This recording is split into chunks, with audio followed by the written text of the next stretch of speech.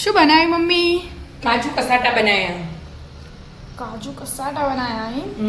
બે કલરના બનાયા? હા, ઓરેન્જ ને ગ્રીન બે કલર.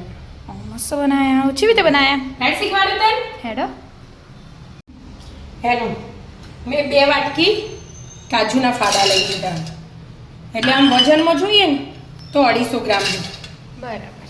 પણ આટલા બધા હાથે નહીં એડ કરી દેવાના, થોડા થોડા પીસવાના, એટલે હારા પીસો એમ. એકદમ ઝીણું પીસવાનું હોય. હા, પણ અંદરથી તેલ નીકળે ને એવી રીતે પીસવાનું. બહુ ધ્યાન રાખી. બહુ ધ્યાન રાખ્યું. ચાલુ બંધ. હા, ચાલુ બંધી કરવાનું ને અવળું ફેરવવાનું. આમ અવળું ફેરવીએ, આમ અવળું લઈ જવાનું અને આપણે ચાલુ કરીને છોડ દેવાનું. આમ અવળું લઈ જઈને ચાલુ કરીને છોડ દેવાનું. એટલે તલ અંદરથી તેલ હોય ને કાજુનું એ બહાર નહીં આવે. જો કોરો કોરો ભૂક્કો હોય ને બસ આવી રીતે પીસી લેવાનું. પીસી લો. હજી તો પીસવું પડશે. પીસવું પડશે. પીસાઈ ગયું બધું? હા, જો પીસાઈ ગયું અને આવી રીતે ચાળી લેવાનું. બરાબર. એટલે એકદમ ઝીણું મસ્ત થઈ જાય. જો જે મોટું આવે ને ફરીથી પીસી લેવાનું. એવી રીતે બધું દળી લેવાનું. જો આમ છોટા ના કોરો જ રહે એમ. એવું હોય તો થોડીક વાર અડધો કલાક ફ્રીજમાં મેળ દેવાના કાજુ, પછી પીસવાના, એટલે તેલ નીકળે ના અંદરથી. બરાબર. બધું છાળી લઉં. ચાળી લો. ચડાઈ ગયું? હા, છળાઈ ગયું. હવે જે વધે ને છેલ્લી વાટકું એને નહીં ચાળવાનું, ચાલે એના કાઢી દેવાનું વાટકીમાં, તે આપણે બીજા કોઈમાં વાપરી દેવાનું. મસ્ત ઝીણું ઝીણું ચડાઈ ચડાઈ ગયું. હવે આપણે ખોડ લઈ લઈશું. એક વાટકી. ના, પોણા ભાગની વાટકી એ જો. બરાબર. 2 વાટકી કાજુ ને પોણા ભાગની ખોડ. ખોડ ઓગાળવાની. હા, ખોડની ચાસણી બનાવવાની. પોણા ભાગની હતી ને એટલે જેટલી ખોડ હતી ને એનું અડધું પાણી લેવાનું. બરાબર.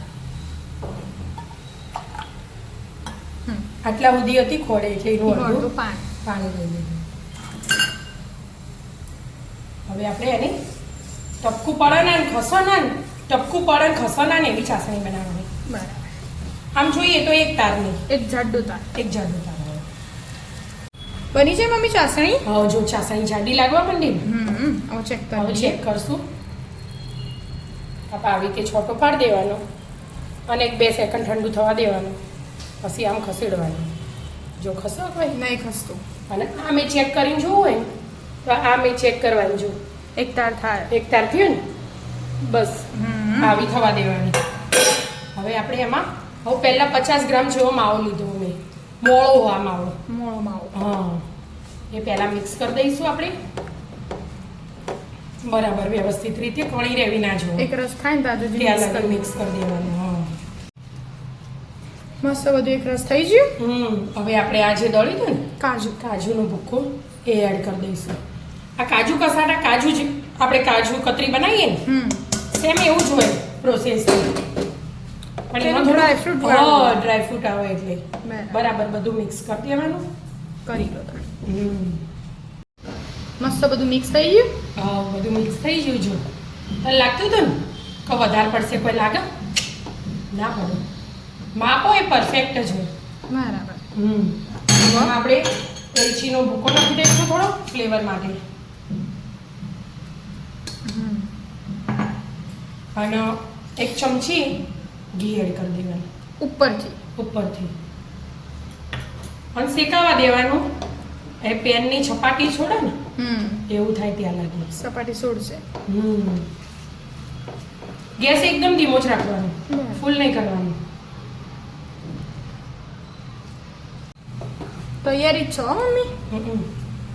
ફરીથી આપણે 1 ચમચી ઘી એડ કરી દઈશું.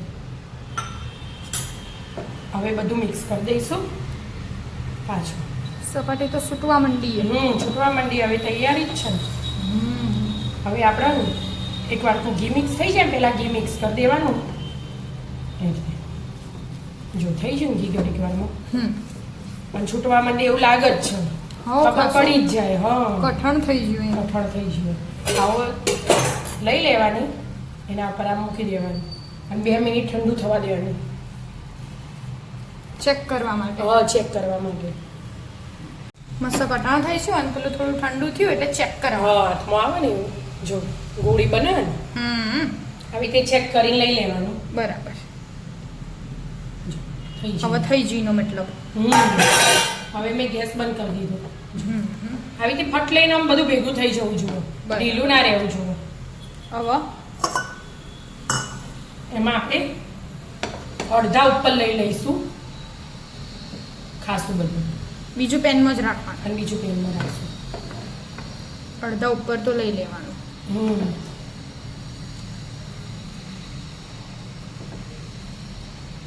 બરાબર. અડધા ઉપર લઈ અડધા લીધું. ઉપર લઈ લીધું. હવે આ છે ને એમાં કાજુ બદામ ને પિસ્તા આવા મોટા જ કાપી દેવાના. એ એડ કરી દેવાનું. એ એડ કરી દેવાના. બધા મિક્સ કરી દેવાનું. એક મો ઓરેન્જ અને એક મો ગ્રીન. ગ્રીન પણ એકદમ ઓછા કલર લીધા.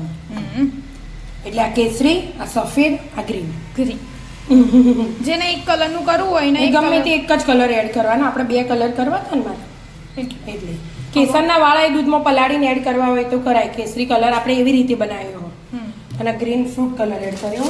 આ બટર પેપરમાં લઈ લીધું હતી આવી રીતે થોડી વાર મસળી દેવાનું. જો મસ્ત મસળી જાય શાઇનિંગ આપો ને ઘી નાખે ને એટલે. અને હવે આને જમાઈ દઈએ ને તો કાજુ કતરી બની જાય. એટલા માટે કાજુ કતરીની પ્રોસેસ આ જ આવે.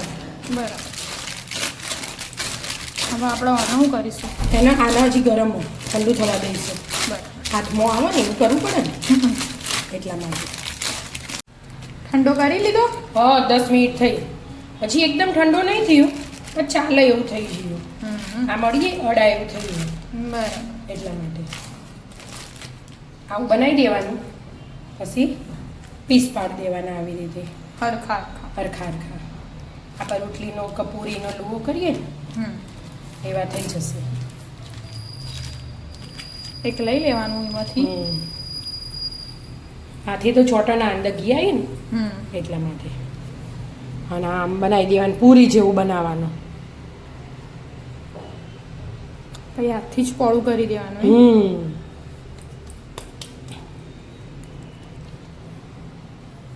અને આપણે જો આ ગ્રીન બોલ બનાવી દીધા અને ઓરેન્જ ઓરેન્જ બનાવી. આ જલ્દી ઠંડુ થઈ ગયું. આ થોડું હોય ને એટલે આવી રીતે આમ મૂકી દેવાનું. અને એમાં ઠંડા કાજુ બદામ આવે એટલે. હા અને આવી રીતે આમ વાળવાનું પતલું પતલું ઉપર લેયર. અને ગોળ ગોળ રાઉન્ડ કરી લેવાનું કરી એટલે દેવાનું. બધું આવી જશે. હા. મસ્ત અમે કશું આમ આમ દેખાય ફેવરાઈ જવાનું ગોળ ગોળ એટલે એટલે થઈ જશે.